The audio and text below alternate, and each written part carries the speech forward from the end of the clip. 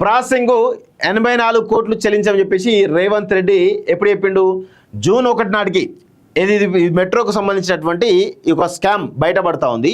So అందుకే Revanth Reddy alert అయిపోయిండు, ఎక్కడ నా మెడకు చుట్టుకుంటుందో అని చెప్పేసి చాలా స్పష్టంగా కిషన్ రెడ్డి మీదకి నెట్టేటువంటి ప్రయత్నం జరుగుతోంది. సో ఇక్కడ ఏం జరుగుతుందో ఒకసారి చూద్దాం ఒకసారి క్లియర్గా. ఈ మెట్రోకు సంబంధించి 13,600 కోట్ల రుణం సంబంధించి ప్రాసెసింగ్ ఫీజే 84 కోట్లట. అదేవిధంగా ఇంకా మ్యాచింగ్ గ్రాంట్ ఫీజు 1,400 కోట్లు ఎంతో ఉంది. సో ఇక రకరకాల ఫీజులు ఉన్నాయి, మొత్తం 1,700 కోట్ల సంబంధించినవి ఉన్నాయి.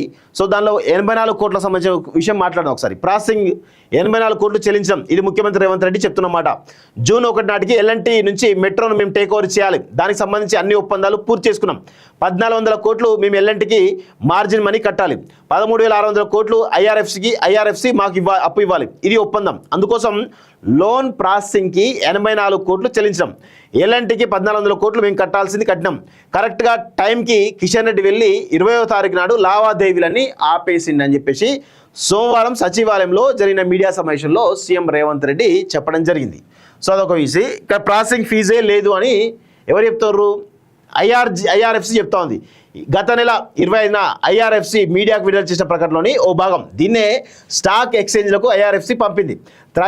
త్రైమాసిక పేమెంట్లతో 20 ఏళ్ల కాలానికి రుణాన్ని మంజూరు చేస్తున్నాం, అందుకు ఎలాంటి ప్రాసెసింగ్ ఫీజు, కమిట్మెంట్ ఛార్జీలు, ప్రీపేమెంట్ పెనాల్టీ లేవు అంటూ 2వ పేజీలో స్పష్టంగా పేర్కొన్నారని చెప్పేసి ఒక ఆధారంతో పెట్టడం జరిగింది. సో ఇది చూడండి, అనుమానాలు ఎన్నో.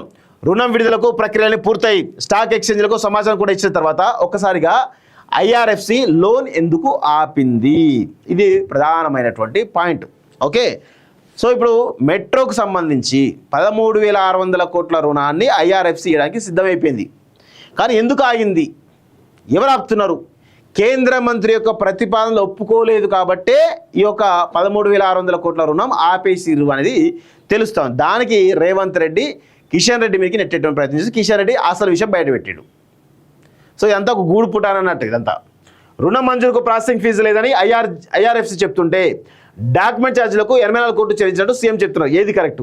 ఫైనాన్షియల్ అడ్వైజరీ ఐడిబిఐ క్యాపిటల్కు సర్వీస్ ఛార్జ్గా 176 కోట్లు సర్కార్ చెల్లిస్తున్న నిజమేనా?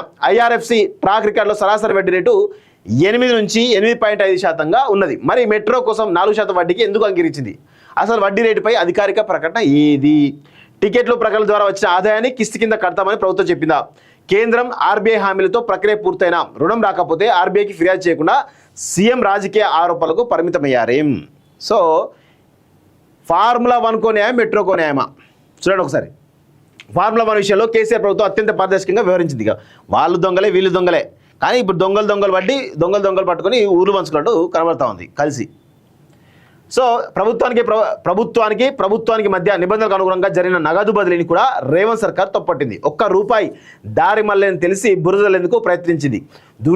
దుర్వినియోగమైందన్నట్టుగా దుష్ప్రచారానికి దిగి తిరిగి తానే విచారణ జరుపుతానంటూ సిట్టు వేసింది రేవంత్ రెడ్డి సర్కార్. మరి మెట్రో రుణ ఒప్పందంలో ప్రాసెసింగ్ ఫీజే లేదని ఐఆర్ఎఫ్ చెప్తుంటే ప్రాసెసింగ్ ఛార్జీలకు 84 కోట్లు చెల్లించామని చెప్పేసి ముఖ్యమంత్రి చెప్తున్నారు. మరి ఆ డబ్బు ఎటుపోయినట్టు, దానికి ఎవరిది బాధ్యత? దీనిపై ప్రభుత్వం విచారణకు ఆదేశిస్తుందా లేదా అనేది తేల్చాల్సిన అవసరం అయితే ఉంది. సో ప్రాసెసింగ్ ఫీజు 84 కోట్ల రూపాయలు ఇచ్చామని చెప్పేసి రేవంత్ చెప్తున్నాడు.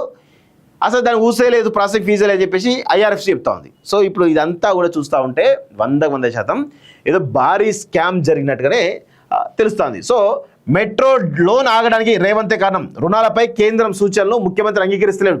టికెట్లు ప్రకటన ఆదాయంతో రుణాలు చెల్లిస్తామంటారు కేంద్ర మంత్రి కిషన్ రెడ్డి వెల్లడి అంటూ చూస్తున్నాం. సో ఈ యొక్క మెయిన్ విషయం ఏదైతే ఉందో దీనివల్లనే మెట్రో రుణం ఆగింది అనేది చాలా స్పష్టంగా తెలుస్తుంది. సో ఇప్పుడు కిషన్ రెడ్డి నుంచి ఆ యొక్క నోట్ రావడానికి ఆ యొక్క మాటలు మొత్తం నిజాలంతా బయటగా ఎక్కించిండు రేవంత్ రెడ్డి అనేది చాలా స్పష్టంగా తెలుస్తుంది. సో టికెట్లు ప్రకటనల ద్వారా వచ్చిన ఆదాయాన్ని మెట్రో నిర్వహణకు వినియోగించాల్సి ఉంటుందని, అయితే రేవంత్ రెడ్డి సర్కారు ఈ మొత్తాన్ని రుణాలకు చెల్లిస్తామనడంతోనే ఈ ప్రాజెక్టుకు లోన్ ఆగిందని కేంద్ర మంత్రి కిషన్ రెడ్డి పేర్కొన్నారు. హైదరాబాద్ మెట్రో ఫేజ్ 2 విస్తరణను తాను అడ్డుకున్నట్లు సీఎం రేవంత్ రెడ్డి చేసిన వ్యాఖ్యలను ఆయన ఖండించారు. ఈ మేరకు ఢిల్లీలో ఏర్పాటు చేసిన విలేకరుల సమావేశంలో కిషన్ రెడ్డి మాట్లాడుతూ దేశవ్యాప్తంగా అన్ని మెట్రోలు తీసుకున్న అప్పులను ముందే చెల్లించారని, మెట్రో ఆదాయంలో ఆపరేషన్ మెయింటెనెన్స్కు ఖర్చు చేయాలని స్పష్టించారు. ఆ తర్వాతే రుణాలు చెల్లించాల్సి ఉంటుందని వివరించారంటూ చూస్తాం. సో ఇది ఈ యొక్క వాయిస్, ఈ యొక్క పాయింట్స్ బయటికి రావడానికే రేవంత్ రెడ్డి కిషన్ రెడ్డి మీద బురదలేండు. సో కిషన్ రెడ్డి రేవంత్ రెడ్డి తెలుగులోనే ఆయనతోటే చెప్పించేసిండు క్లియర్గా అన్ని విషయాలు కూడా. అని ఇప్పుడు ఏమంటున్నాడు, 100% మీరు అశ్విని వైష్ణవ్ తోటి మీటింగ్ ఏర్పాటు చేయించండి, నేను వచ్చి అన్ని ఆధారాలు చూపిస్తా అని చెప్పేసి రేవంత్ రెడ్డి అంటున్నాడు. చూద్దాం మరి ఏమవుతుందో. కిషన్ రెడ్డి అశ్విని వైష్ణవ్ తోటి కల్పిస్తాడా లేడా చూడాల్సిన అవసరం అయితే ఉంది. కలిపియాడు, అంత ఈజీగా ఏమి ఉండదు. ఇగో సమావేశం పెడితే వస్తా, కిషన్ రెడ్డి చొరవ తీసుకోవాలి, అశ్విని వైష్ణవ్తో సమావేశం ఏర్పాటు చేయించాలి, సీఎం రేవంత్ రెడ్డి వింత ప్రతిపాదన, కేంద్ర మంత్రి కిషన్ రెడ్డికి లేఖ అంటూ చూస్తాను. మెట్రో రుణానికి ప్రాసెసింగ్ ఫీజు ఉన్నట్టా లేనట్టా, ఫీజు చెల్లించమన్న సీఎం రేవంత్ లేదన్న ఐఆర్ఎఫ్సి, మరి చెల్లించిన 84 కోట్లు ఎక్కడికి పోయినాయి? కన్సల్టెన్సీ అడ్వైజరీ ఫీజు రూపంలో మరో 176 కోట్లు. తీరా ఐఆర్ఎఫ్సి లోన్ రాకపోవడం పైన భిన్న వాదనలు. కేంద్రం సూచనలు పాటించడానికి రాలేదన్న కిషన్ రెడ్డి రాజకీయ రచతో సరిపెట్ట చూపుతున్నటువంటి ముఖ్యమంత్రి రుణ ఒప్పందంలోని అంశాలపై అనేకమైనటువంటి అనుమానాలు అంటూ చూస్తున్నాం. సో హైదరాబాద్ మెట్రో టేక్ ఓవర్కు అవసరమైనటువంటి 13,527 కోట్లకు సంబంధించినటువంటి రుణానికి సంబంధించి మే 25న ఢిల్లీలో ఒప్పంద పత్రాలు మార్చుకున్నటువంటి ఐఆర్ఎఫ్సి అధికారులు, చీఫ్ సెక్రటరీ రామకృష్ణరావు తదితరులు అంటూ చూస్తూ ఉన్నాం. సో ఇదొక పరిస్థితి చాలా స్పష్టంగా ఏదో గూడుపుటానైతే నడుస్తున్నట్టుగా తెలుస్తూ ఉంది. దీనికి సంబంధించి ఒక స్కామ్, మరొక రేవంత్ రెడ్డి సర్కార్లో భారీ స్కామ్ బయటపడుతున్నట్టుగా తెలుస్తూ ఉంది.